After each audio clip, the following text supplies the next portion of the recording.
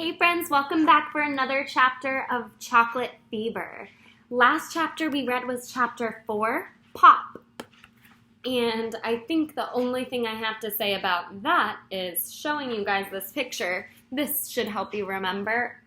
All of his spots started popping up more and more. So you all answered the question at the end of chapter 4. Why do you think Charlie, keep saying Charlie because of Charlie and the Chocolate Factory. Why do you think Henry is breaking out in these spots? And lots of you gave really thoughtful answers about him eating too much chocolate and giving examples of all the chocolate he eats. So let's listen to chapter 5, and then don't forget to answer the question for chapter 5 too. Miss Miller and I love reading through and seeing your guys' thoughts about our book. All right, chapter 5. Calling Dr. Fargo. A little closer. Okay. In later years, Henry couldn't remember who screamed first. All he could recall was that both he and Mrs. Kimmelfarber were yelling their heads off, and that Nurse Molly Farthing was as cool as a cantaloupe. "Calm down now, both of you," she said. "Mrs. Kimmelfarber, you can go and call Mrs. Green on the telephone. Tell her we're taking Henry to the city hospital." Mrs. Kimmelfarber didn't move.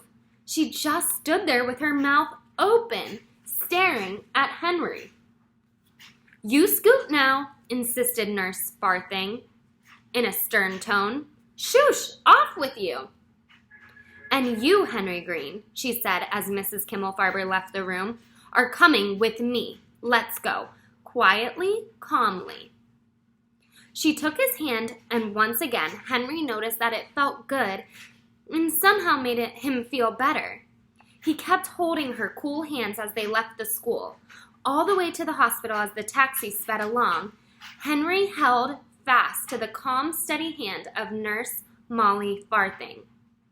In fact, it wasn't until he had been checked by 2 different doctors and was waiting to be examined by the hospital's chief of children's medicine, Dr. Fargo, that he dared to let go.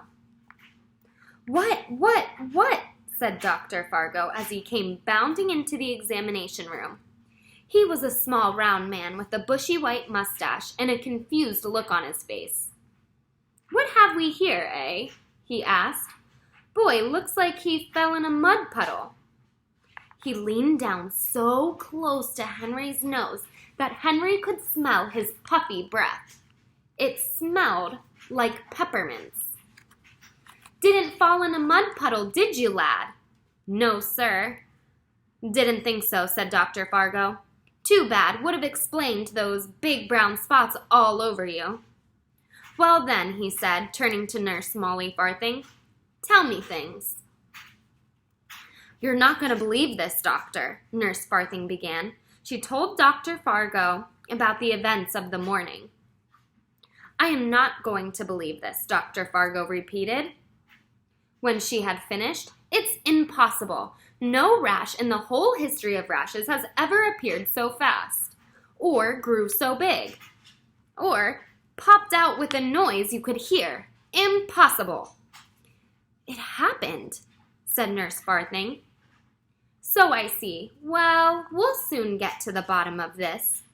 Or my name's not, what's my name, by the way?" "Dr. Fargo, I believe," said Henry. "Pleased to meet you, son," said Dr. Fargo, and he shook Henry's hand.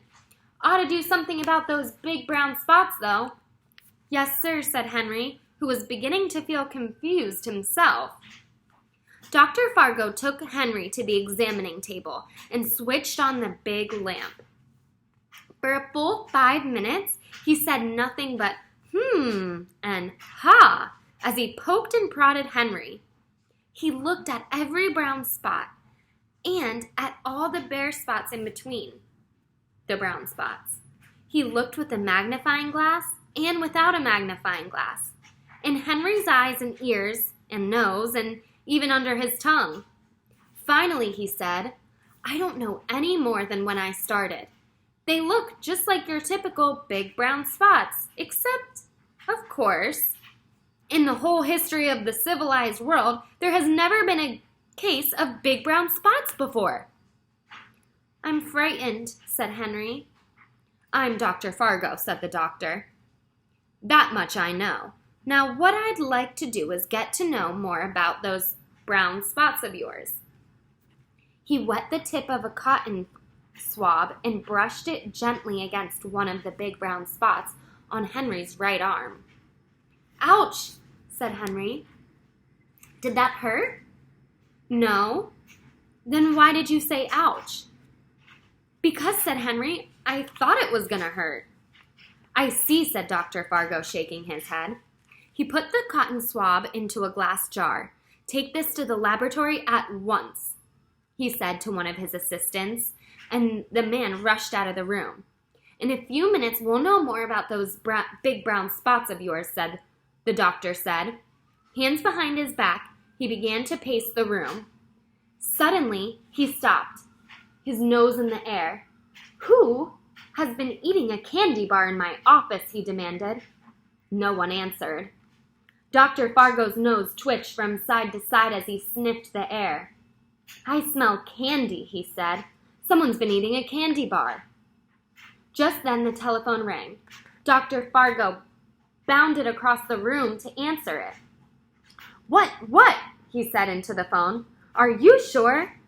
His white mustache bounced up and down as Dr. Fargo sank slowly into a chair. He put the telephone down, a look of amazement on his face.